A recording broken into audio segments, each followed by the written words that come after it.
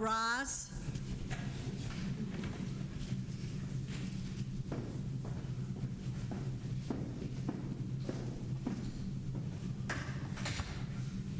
This court is now in session. Be seated.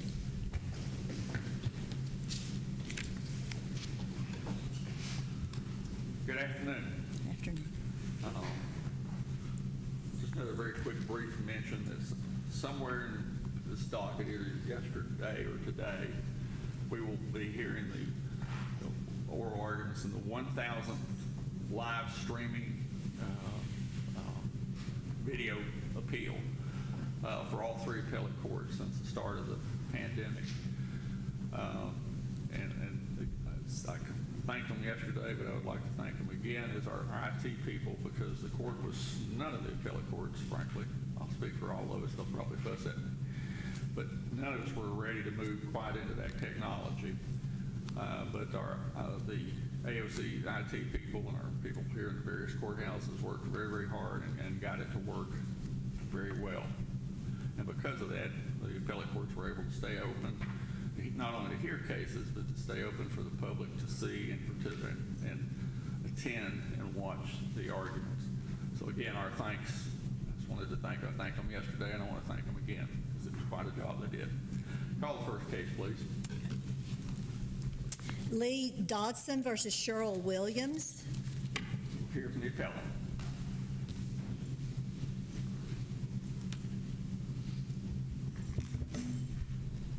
Good afternoon, Your Honors. My name is Jason Mangrum. I'm here for the appellant, Cheryl Williams. I'd like to reserve 5 minutes for rebuttal, if I may. That'll be fine. Your Honor, in these situations, I don't like to rehash the brief. I know you've all spent time in the records and read the brief. I'll just, and generally I take the position less is more. So a brief intro of how we got to here today. This case began when the appellee, Mr. Dodgson, bought foreclosed property that was occupied by my client, Cheryl Williams. He instituted an eviction process by filing a detainer warrant in General Sessions Court here in Knox County, Tennessee, and he was awarded possession of the property.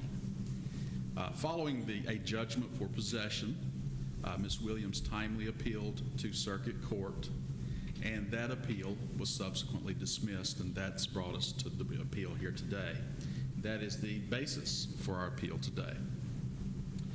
We argued in our brief that a Rule 12 motion on a General Sessions appeal to circuit court is an inappropriate vehicle to be used to dismiss such an appeal, in fact. It's in direct conflict with TCA 1615-729, which governs appeals from General Sessions to circuits and guarantees appellants a de novo hearing on the merits. In fact, it requires the plaintiff to prove its case on the merits and not merely rest on what happened in General Sessions Court. Now, they may be successful on a summary judgment motion, but that's not how we got here today. They chose a Rule 12 motion to dismiss instead. And as we all know, Rule 12 tests the sufficiency of a plaintiff's complaint. As stated, not only is it inapplicable to General Sessions appeals because of the statute, but because of the language of Rule 12 itself. It tests the legal sufficiency of a complaint. There's no complaint by the defendant. There's nothing to test. It's form pleading that gets moved up to a higher court. Somehow both the appellee and the trial court ignored that issue and did kind of an end run around the de novo guarantee. An argument... Well, but I mean, you can see that the de novo doesn't guarantee a trial. It just brings it there the same as any other Correct. Court case would be there. It doesn't necessarily guarantee a trial, but it guarantees a decision on the merits, Right. which would, in fact, include summary judgment, theoretically. And that's where I was going next. There could be a plausible argument made that the Rule 12 motion was converted into a summary judgment motion somehow. But I believe that fails because it fails procedurally and substantively. It lacks all of the requirements. So you're saying there's never a situation in which you have a de novo appeal from sessions to circuit in which you can have a Rule 12 motion to dismiss? It's just not procedurally allowed under any circumstances? Certainly not in this situation where a defendant appeals. If a plaintiff appealed, then they may fail to state a claim because it's their burden to carry. A defendant doesn't have a burden to carry.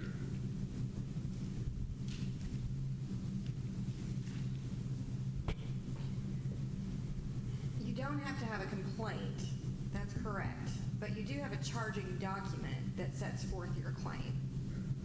And there is a cause of action that is appealed that has to be able to be identified, correct? If you're a plaintiff, yes. If you're a defendant, no. The plaintiff has to prove their case on the merits Well, at the true, appeal. but the record that comes up from sessions is going to be the general sessions warrant, no matter whether you're the plaintiff or the defendant. You've got the charging document, which I guess sort of functions as a complaint, no matter which side you're on. Correct. So why is that not sufficient? Why can't you say, this is their complaint, this is their charging document, they don't state a claim? And I think you could. I think a defendant could file a Rule 12 motion in an appeal situation because, like you say, there is a charging document filed by them. But there is no similar document filed by a defendant who appeals for the plaintiff to attack. The appellees argue in their reply brief that the dismissal of the appeal was not based on Rule 12, but I believe that the record does not bear out that argument. In Trial Record 1, page 18, the motion to dismiss the appeal specifically starts out, comes now Lee Dodgson, pursuant to TRCP 12.026. The final order that we're appealing here today. This matter came to be heard on the appellee's motion to dismiss, and the court found as follows. There's just no doubt that the dismissal of the General Sessions appeal was pursuant to Rule 12, and that's not appropriate under the rules. There was another argument. We argued that specific bases within that were inappropriate and were reversible error. But frankly, they are just additional matters. The threshold issue is the Rule 12 issue. And then all the bases listed under Rule 12 are extra because the Rule 12 is wholly inapplicable. One thing specifically I wanted to focus on was the argument regarding judicial estoppel that was made by the appellees. It came up again in the briefing. Judicial estoppel, I'll grant you, is a great tool. It prevents parties from taking one position in one piece of litigation or different litigation and assuming an opposite in another. But the timing, specifically in this case, makes that a wholly inapplicable argument. They're saying that because she didn't list causes of action against her mortgage company for wrongful foreclosure, in bankruptcies that were filed in 2017, then she's precluded or stopped from asserting that in this case. Now, mind you, the foreclosure itself didn't happen until 2019, 2 years after the allegedly contradictory position was taken in the 2017 bankruptcy courts. The claim that you're trying to stop certainly has to exist for you to be held liable for not mentioning it in other litigation. And that's not the case here. And Your Honors, I'm a little bit early, but that's the end of my presentation unless you have additional questions. I hear none. Thank you. You have your time for rebuttal. Here from the appellee.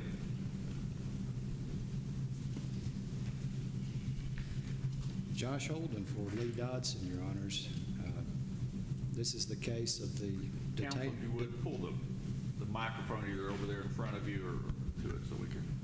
Is that better? Yes, sir. All right. This is the case of the great detainer debacle, if you're a Sherlock Holmes fan. Your Honors, what counsel didn't tell you there, he didn't give you a number, and the number is 670 days. 670 days. That's the duration of time between when Lee Dodgson recorded a deed for this property that he bought, paid money for, and now. That's how long his client's been living in this property, rent-free, tax-free, insurance-free, on his nickel. 670 days. And now they want to go back down to circuit court again. The way we got here, Your Honors, is in January of 2019, over 3.5 years ago, the mortgagee on this property foreclosed on Miss Williams. 3.5 years ago, foreclosed. The mortgagee took title to the property. My client didn't buy it at foreclosure. He didn't come to the courthouse steps and hold up his hand. He didn't do that. The mortgagee owned the property for about 18 months. Then he bought it from the bank. No notice of any claims or causes of action, and no way he could find out about any alleged claim that only exists in her head of wrongful foreclosure, because she's never filed that claim. Still, as we sit here today, to my knowledge, we've not been named. There's no lawsuit anywhere that she's filed. Even if she could, I think it would be barred by the statute of limitations. Since the foreclosure was in January of 2019, that claim's never been filed, even today. Let me interrupt you and ask you about the procedural issue.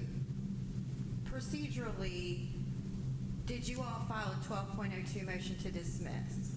That's the way we cast it, Your Honor. So how do you, and his point is, you're dismissing your own claim, essentially.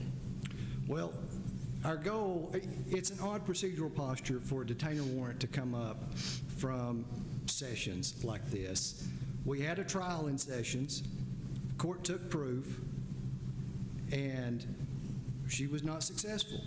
So we saw when it came up to circuit that there was not a bond filed. We think there has to be a bond filed. We saw that that didn't happen. And so our goal, as much as anything, was to hold our hand up in some way and say, Judge, we think there's a problem here. We think there's some issues. Could you look at this? I mean, it's like, I think you couched it in terms of a motion to dismiss the appeal, right? When in actuality, the verbiage is odd, but it's an odd way that you get there. I mean, so. It is odd, Your Honor. How else do you raise these issues, a procedural deficiency that you claim with respect to the posting of bond and those things? How else do you raise it? He suggests a motion for summary judgment. Motion for summary judgment is one way to do it. This, I think, the bond is a jurisdictional prerequisite, so you hate to go through the trouble of filing everything you got to do for a proper Rule 56 motion to say, Court, I don't think you've got jurisdiction. Can you look at this? So we thought that that was the quickest and easiest way to get it in front of the judge. But to that point, Your Honor, one of the things they gripe about is that, well, she didn't have time to get counsel. Oh, she did. She did. The Sessions Court hearing was in September of 2020. We didn't go in front of Judge Ayler over here until May of 2021. She had all kinds of time to get counsel. But I'm still trying to understand how the court is supposed to apply, because it was a motion to dismiss that was filed.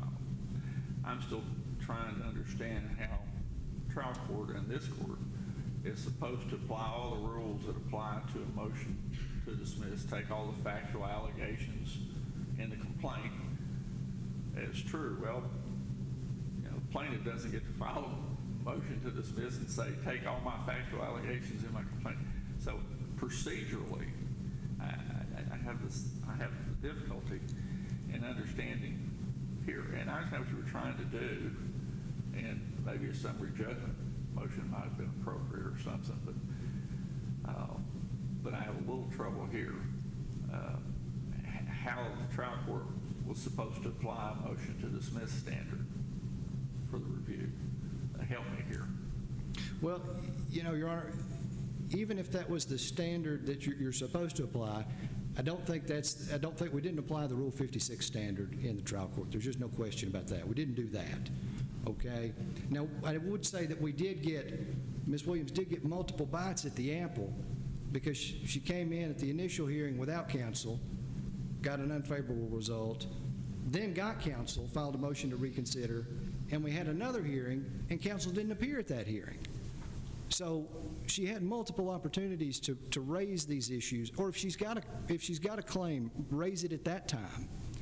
rather than now. So maybe, Your Honor, maybe we didn't couch it the way we woulda, coulda, shoulda, but I don't think there's a real vehicle to mesh an appeal by the plaintiff in Sessions Court up from Circuit Court in this circumstance when the appellant hasn't followed the procedural rules and hasn't filed a bond. How else, and I'm asking rhetorically, does somebody hold their hand up and say, well, I think there's a problem here. I think you haven't done something right. Surely it can't be to file a motion for summary judgment and have to do a statement of facts and file a supporting brief and all the things that you've got to do to raise that simple of an issue. Let me ask you a question on some of the issues that have been raised after that. You mentioned that your client's position that the no bond was posted and that was jurisdictional. Correct. I mean, do I remember, am I remembering incorrectly, which is entirely possible, that it's a possessory bond, that if the tenant, or normally a tenant, wants to stay in possession of the premises, they have to post the possessory bond. But they can still, even without the possessory bond, again, I know this is not a landlord-tenant situation, cannot the individual that's in possession leave the property and still contest the judgment? I think they could do that, Your Honor, if they did not want to post the bond.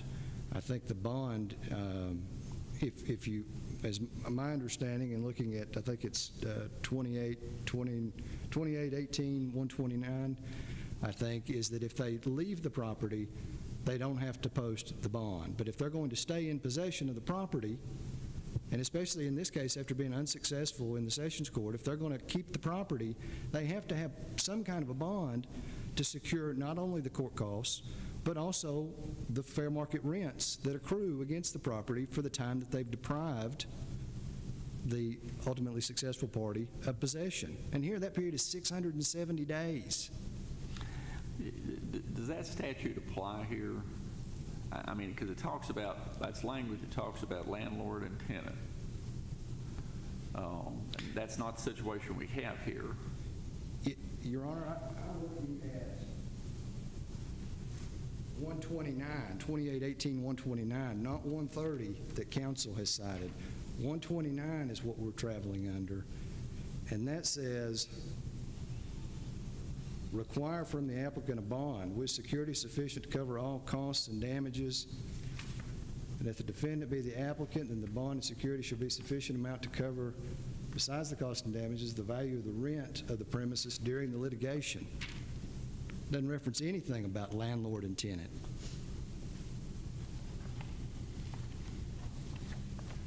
We tried to make that distinction in our brief. I guess we weren't as clear as we could have, would have, should have been. Was it 2918, 128? 129, Your Honor. 129. That's the one we're traveling under. Now, even if you look under 130, counsel points out that one's been amended in our favor in April. It's just our luck, I guess, is that they amended during the course of this lawsuit. But even if you look under that one, I think I'd have to argue that my client is a landlord at sufferance. Maybe she's a tenant at will or at sufferance. He didn't mean for her to be a tenant, but after you're there this long, you've got to be something. When your client purchased the property, she was there? Yes, Your Honor, she was there. To my knowledge, she's lived in there for the duration of this proceeding. So the property has never been vacant? Never been vacant, Your Honor. My client is the one who's paid taxes on it, paid insurance on it. She's never paid a penny of rent to anybody. And, of course, the reason her mortgagee foreclosed is because she wasn't paying them either. How long did your client own the property before they proceeded with any action to evict? Your Honor, he recorded his deed on August the 6th, he got his deed on August the 6th. He paid $231,000 for the property. He recorded his deed on August 21st, and on August 31st, we filed a detainer. So he got it, paid his money, recorded his deed, and filed the detainer all in the month of August 2020. So he didn't waste any time.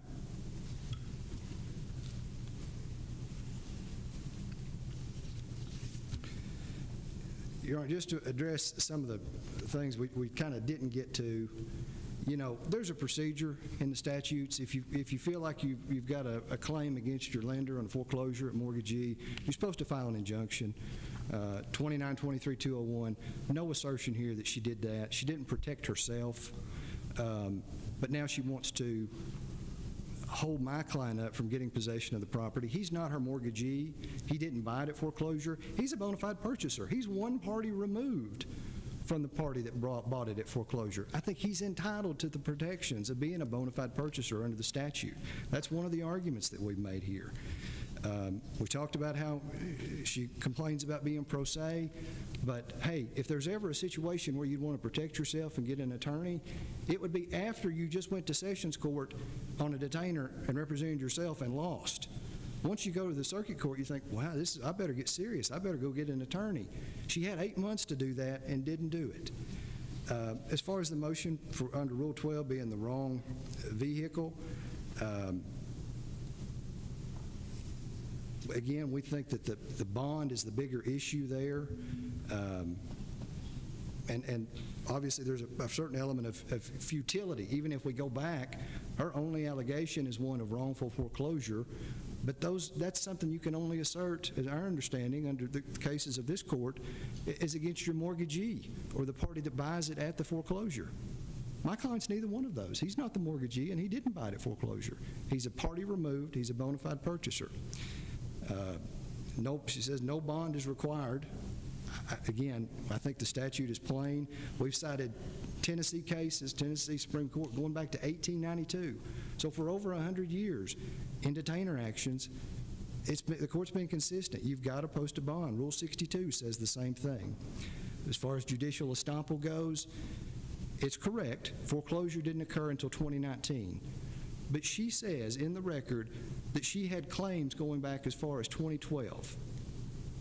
But she didn't allege any of those in her 2017 bankruptcy. So those two things don't jibe together. You can't have claims in 2012 and not say anything in 2017. What she wants to do is roll everything up into one claim of wrongful foreclosure. Say, well, I didn't have to raise my hand back in 2017 and say anything because they hadn't foreclosed yet, even though I felt like I had claims. I don't think you get to do that. Again, Mr. Dodgson's a BFP. We think he's entitled to the benefit of the BFP statute and the finality of the foreclosure statute. There's got to be some point, if Mr. Dodgson here isn't entitled to possession of this property, when is a foreclosure final?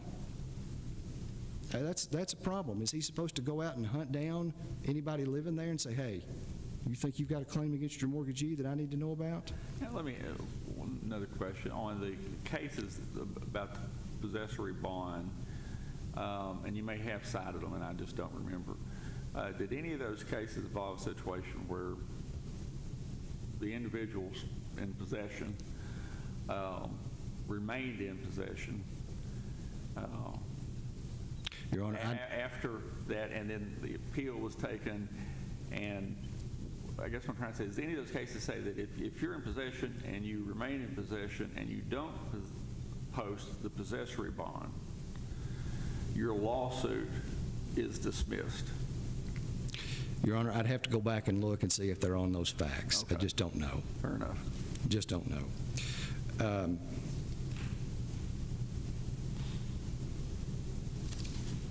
Again, just to wind it up, Your Honor, even if, this whole thing of wrongful foreclosure she wants to talk about, even if we go back down to circuit court, it's been over 3.5 years. It'd be barred by the statute of limitations, and my client, you can't assert it against him. So I think there's a futility aspect of it. So in closing, even if we didn't hold our hand up and use the right procedural vehicle, which I'm not even sure what that would be. I don't know what other rule we could have, would have, or should have brought this under.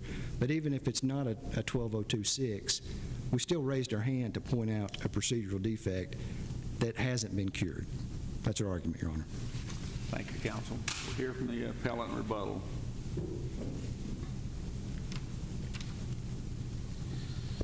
Before you get started, Can I just follow up on this futility argument that opposing counsel just made? You know, the argument is, regardless of this sort of procedural quagmire that we're in as to whether or not we raised the issue correctly, if I'm not mistaken, your client has never filed a claim against her lender for wrongful foreclosure, correct? Not at this point, no. Okay. And I would, go ahead, I'm sorry. No, well, I mean, we've got a foreclosure that happened some 3 years ago. We have a purchaser who purchased it going on 2 years ago who's never had possession, and then we have your client who's never asserted a wrongful foreclosure claim against the appropriate party, which I think would be the lender, and I don't know what the buyer has to do with wrongful foreclosure. So I'm just kind of wondering, where does this end? Where does it stop? Well, that was the first thing I wanted to talk about, actually. First of all, I cited in my brief that wrongful foreclosure can be both an offensive action and a defensive action. The City Mortgage versus Drake case specifically says that wrongful foreclosure may be used as a defense in an unlawful detainer or eviction action. So that's still there. And the argument that he made about futility and bona fide purchaser and 670 days, those will be great arguments at a trial on the merits, which my client has been denied because of this Rule 12 quagmire that we found ourselves in. And getting back to your original question that started us down the bond question, how else could you have gotten there? A number of ways. I myself, and I believe counsel does, I'm not sure, but I practice a good bit of landlord-tenant law. And you can file a motion to require bond or to issue a writ of possession. There are a number of vehicles. You don't have to choose summary judgment or a Rule 12 motion. You can file a motion to require bond or issue a writ of possession. And on that issue, what counsel did not mention, it's in the record if you look at it for this, but there is, in fact, a bond in place now to keep her in possession of the property. So that has been addressed. We're not just skating for free at this point. So those are all great things for the trial on the merits that we were denied.